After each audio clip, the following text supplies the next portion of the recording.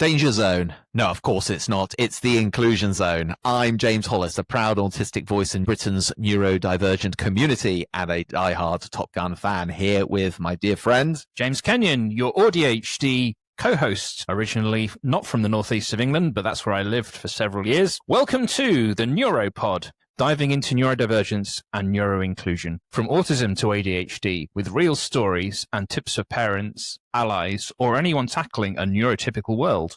Today we're broadcasting from Liverpool's vibrant Merseyside port town, a northern gem. In this second episode, I will be sharing my primary school adventures, from fitting to quirky obsessions, to spark neuroinclusion ideas for families everywhere. Expect lively chats from the land of Liverpool, whether you're neurodivergent or supporting someone who is. If you like this podcast, subscribe on Spotify, the Neuropod, all one word, or catch exclusive clips on YouTube. Share our neurodivergent positivity, and let's hit the playground with Maverik. So, James, the first question I'd like to ask you in this second episode is that you said you were a slow learner at primary school, and that was a trait that stayed with you. But can you share what that looked like to someone looking at you in the classroom back then? So, when it comes to how others viewed me, I think there was sympathy, mainly from the teachers, which was, I guess, a good thing. I think one of the main issues that I sort of encountered in that regard was when it came to my school friends. Some of them would sometimes make fun of me of the fact that I couldn't actually understand things that they understood, or grasping concepts that they could grasp in as quick a time. So particularly when it came to, for example, times tables, I sort of got it, but I didn't get it as quickly as everybody else. It was as if everyone else was sort of like, well, this is something that you should just be able to absorb when it's just shown to you, and it's quite straightforward. But for me, it wasn't as straightforward as it may have seemed to some. Yes, what you're saying really resonates with me there, actually, because I also remember my own struggles with things like times tables and grasping mathematical concepts, even at primary school. You're honest about not claiming to be a quick learner. And was there a particular task at school, maybe like a subject, like we just talked about, maths, for example, or a particular project, where that slower pace was notable and had a sort of a negative impact on you from either your friends or your teachers? So I think the one subject which was a real challenge to me was mathematics at the time. Languages came to me pretty quickly, actually. So I picked up on those quite quickly. But looking back, even though I had real issues with mathematics, I think it was less about the subject matter and more the way I was taught it. And I think there's a wider debate in there, which no doubt we'll come on to at some point, about education in general in the UK, as far as how we teach young people, kids, not just those who are neurodivergent, but in general, because I was being taught during a time where it was very much a case of one size needs to fit all. But I think if I had been taught in a different way, which I then was when I went to secondary school, which is why my maths improved significantly, I think I wouldn't have had those challenges with the subject. So that was always a sort of thorn in my side, but I somehow muddled through that subject.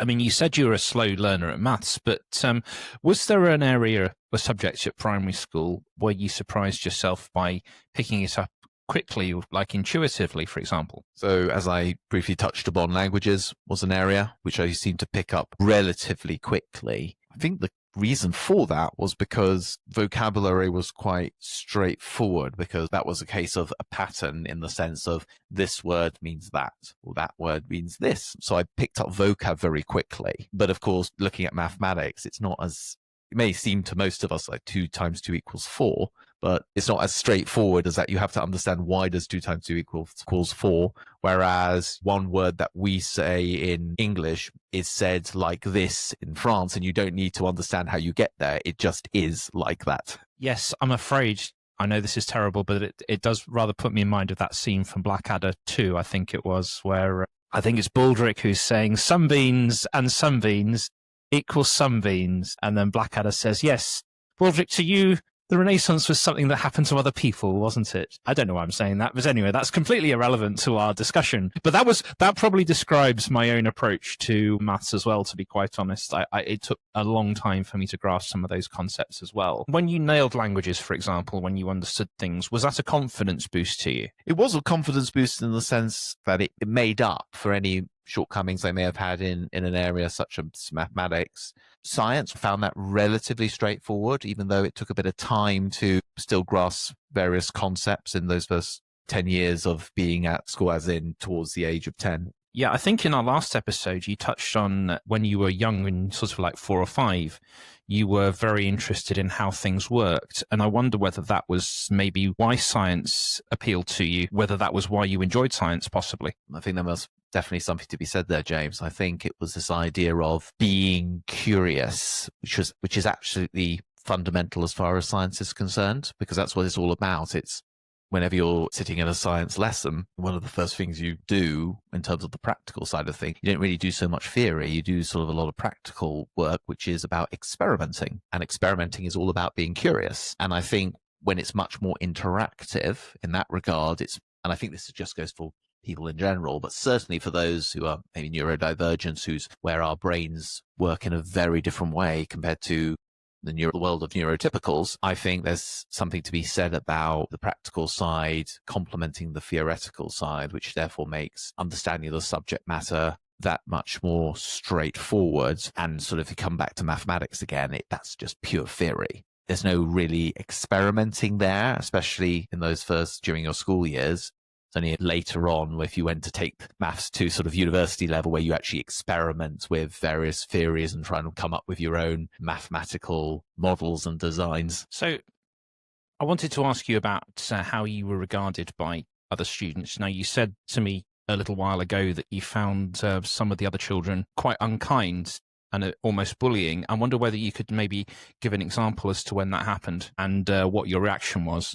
As I said, one of the examples I'll give is when I wasn't fitting in the sense as I wasn't getting mathematical concepts as quickly as everybody else seemed to grasping it. And I think that's the point when you're going from the ages of 5 to 10 years old. That's the moment I feel where, looking back, where kids start forming groups and where they're looking for reasons to fight to others, so to speak. And so if someone stands out in such a way as being, quote unquote, not normal or not the norm, that's when you start potentially suffering as a neurodivergent person, because you're not like everybody else. And that's when you get singled out, and where things can get particularly unpleasant, where it starts off with a bit of teasing to begin with, and maybe later it moves on to, if things get badly, then it spirals into bullying. So I think that was one instance. When it comes to my reaction, I think it was quite difficult to know how to react, because being neurodivergent, when sort of a particular type of empathy, in this case, cognitive empathy, does not come naturally, you're met with behavior which you're not used to, because I'd never been used to receiving such treatment from my peers, then it's very difficult to know how to react. And in some cases, I just didn't react at all. Yeah. And can you share a particular moment when you were challenged or harassed by one of your classmates? Can you remember anything about what happened and how that played out? Because I was interested in history and, of course, sketching, that made me stand out also as someone who had an obsessive interest that no one else had. How many 6, 7-year-olds have a real interest in sort of the history of, for example, the Second World War, of military history? Not many. So I was interested in this area because I was sketching it, and I had books on battles during the 20th century, and even prior to that, fellow school pupils who I knew, used to come up to me and say, "Do you like history?" And so I said, "Yes, obviously." And then they would ask me really specific questions to try and catch me out.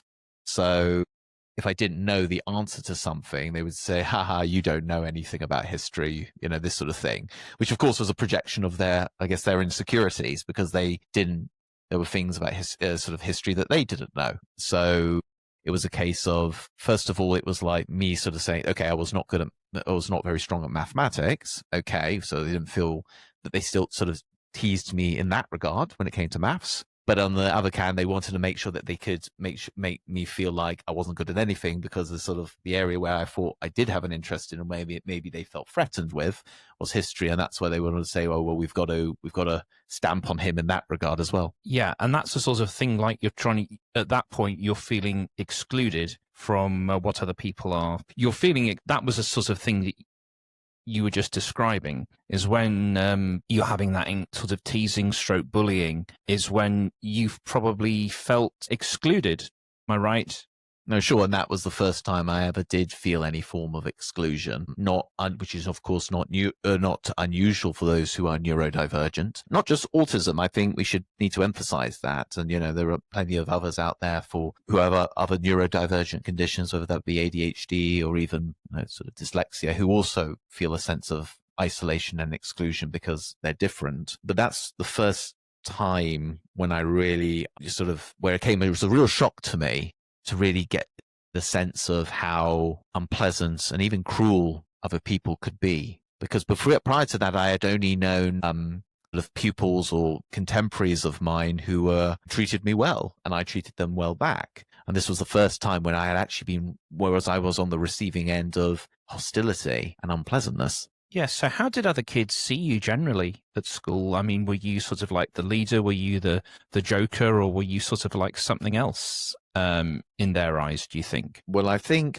when I had just joined school, there were instances that I remember where if we were playing games, I did lead. I did take the lead from time to time, especially when it came to if we were something to do with soldiers or something else, they always looked to me because I was the one who apparently at the time knew so much about it. But then over time, I think as we start developing as kids, over time, they look to others to be leaders, potentially also in areas where there are interests which are quote unquote cool. That's where neurodivergence, like with autism, come unstuck, is when young people start looking for the cool, quote unquote, cool kids. And they decide that maybe being interested in history and sketching those are not two hobbies or pastimes that you are associated with being quote unquote cool. But did you find any friends at your school who these sort of things did resonate with, and what sort of impact did those sort of friendships have on you during your primary school days? So I think I would count 3 in total who, towards the end of my time at primary school, that I would count as friends of mine. One of whom that was, looking back, was not really a friend. If I had been more mature, I would have recognized that was not really a friendship. It wasn't a very good friendship. You could even say it could have been a bit of a toxic friendship, which of course those exist unfortunately, and we've got to recognize them and then react accordingly. But at the time, I wasn't aware of that, I didn't recognize it as such. But there were 2 others who I did get on with, and who were, I guess you could say, they were quite, they were certainly not the cool kids. But that's fine, neither was I. I was not a cool kid either. And at the same time, we had some similar interests as well. So we spent a bit of time together, which was great. So I didn't feel that isolated. But of course, there's a lot of luck involved in that, because if those 2 hadn't been there, then I would have felt much more isolated as a result, because I knew I wasn't part of the larger groups of, say, 8 or 9 to up towards 10 people or kids who all spent time together playing sports, playing football and all of that, because I was spending time with two others. And I very much valued that. And I do look back to those times that those 2 and I had together, and they were actually quite fun times, I have to say. Yeah, I just wanted to sort of dive into your interest in history and the military and what have you. What was this about that brought you and your mates together? What was that? Did you playing soldiers or battles or anything, or was it more talking? Could you just expand on that? Yeah, it was what you said. It was about, in those early years, it was about playing battles and things like that, being imaginary. And I think it was also a case of us trading information, I guess. I think this was also the dawn of the infamous computer game. So, I used to play computer games at home. And of course, they also were into computer games, so we had something to talk about. Because back then, you didn't have iPhones, you didn't have laptops. Everything was done at home, so the only thing you could do was talk about it at school. You couldn't actually play things together, play games together. You could only really talk about it at the time, and when you sort of met up after the weekend, for example. And so we bonded over that. And what was interesting was that when we used to play these games, I still took quite a central role in that. I would say I liked to stage things as if it was actually a sort of a military scenario playing out. Or if we were going to take away, move back the sort of military setup or the approach that I took, the militaristic approach I took, you could say it was a bit like a Shakespearean play where all of the different acts, so to speak, come after the other and they logically follow to a final conclusion. Yeah, that sort of like speaks into a sort of like a love for planning quite detailed scenarios. And I'm wondering whether there was a need for you to plan those out so that things were predictable. I think that I really did thrive on predictability at the time. One of the things that when it comes to autism, autistic spectrum conditions is there is an aspect of us which is quite sort of OCD, obsessive compulsive disorder. So you have this sense of things in my room had to be in a certain place. And the reason that we do that is because it reduces the uncertainty in the world, which supports us when it comes to our anxiety. And so what you said about this planning out each act during our games together gave me also a sense of predictability, which also helped me make sense of the world in turn. And did that actually, the predictability, and when you were engaging in these games and things at school, for example, was that in a way almost making things maybe consciously or unconsciously a bit less stressful and trying to make things a bit more enjoyable for you? I think it certainly made things more enjoyable and we had great fun. But I think it was also, looking back on things, it was my way of dealing with uncertainty in the world. That's because of, I think maybe there was, looking back on the change that I witnessed in my school friends, who the majority of whom I could no longer count as friends, that made for me, that was a real sense of, oh, well, this world is really unpredictable. And especially when you feel like you've got so many friends and then suddenly actually they don't want to be your friends anymore. That's very stressful. It's quite, I would even say it's quite traumatizing for someone who is neurodivergent to go through that. And so it was nice to then be in a situation where you could actually have more certainty. And also you were the one in control of each scenario. There was nothing which was going to knock you sideways. It was all part of the plan. And then the conclusion, of course, to each game that we would play would always be in our favor. We never lost a battle. We were never captured by the enemy. A positive ending at the end of all of that. You just said two words there, planning and control. And I wonder whether that was almost like a coping strategy in it unconsciously. Certainly. And I think it's quite interesting the crossovers that you do have with the neurotypical world out there, because I think we all like to plan, that, as I said, neurotypicals included, and we always like to think we're in control, which is of course not the case in the world. I mean, I feel like over the years, one thing I've learned is that most of the things in our life we're not able to control. Okay, there's only a small percentage. I would even say like 10% of the things in our life we can actually control. The rest is out of our control. We all have various coping mechanisms, and those who are neurodivergent are no different in that regard. No, absolutely. I think that's an element that has come through very strongly in what you've said. Now, in your primary school days, you said that you did feel as though you fitted in quite well and that you felt included. And was there a moment, maybe playing in one of those games that you described, that really sort of captures your sense of feeling included and belonging?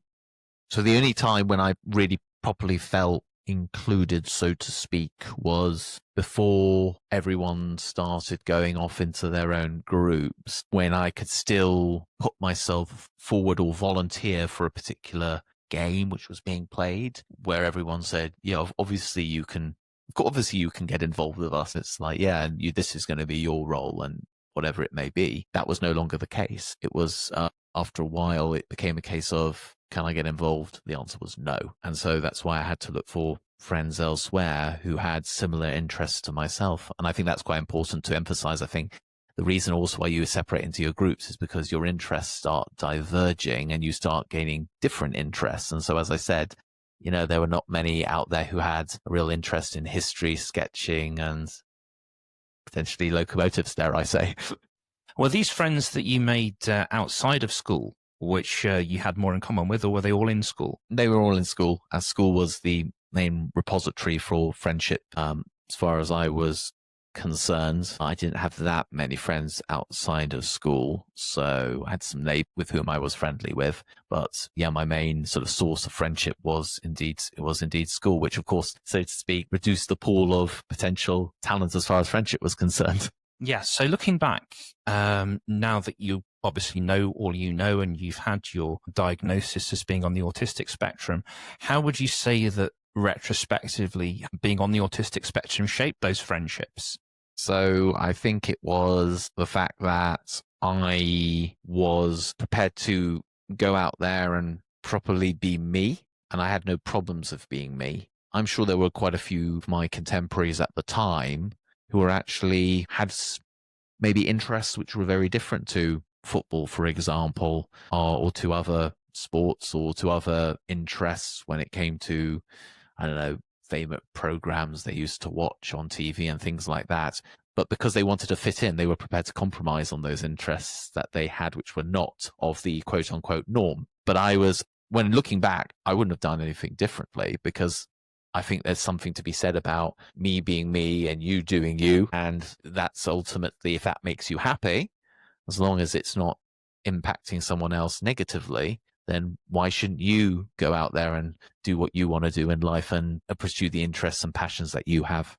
Absolutely. And you're talking about passions and interests. Do you think that there's something from your school, any neuro-inclusive support, that in retrospect might have made a difference for you and would make a difference today for children who are going through these similar sorts of things?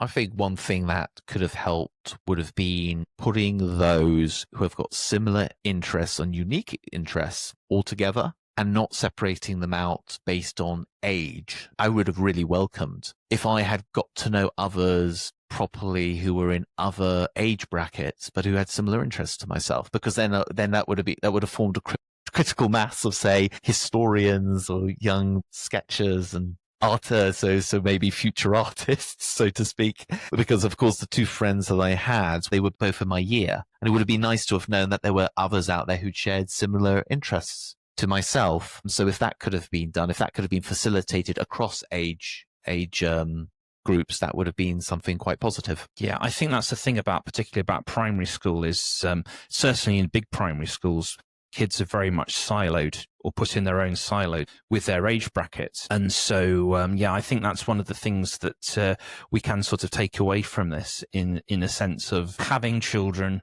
who have these diverse interests, not being separated out by their ages, because then you stimulate each other in various different ways. Absolutely. And I think we need to find a way of ensuring that everyone who has a particular interest, which usually means they have a particular talent, okay, because usually interests and talents are quite linked, that we ensure that we encourage those interests and talents that they may have. And the way of doing that is by putting them all together and properly sort of making them feel like you're not alone in your interests. There's nothing strange about the interests that you have. And I think we need to build on those interests, because who knows where it can lead all of you. It doesn't mean you're all going to, in my case, you'll all be historians or linguists or artists or famous sketchers. But I think it could lead you all onto very interesting paths in as far as your future life trajectories are concerned.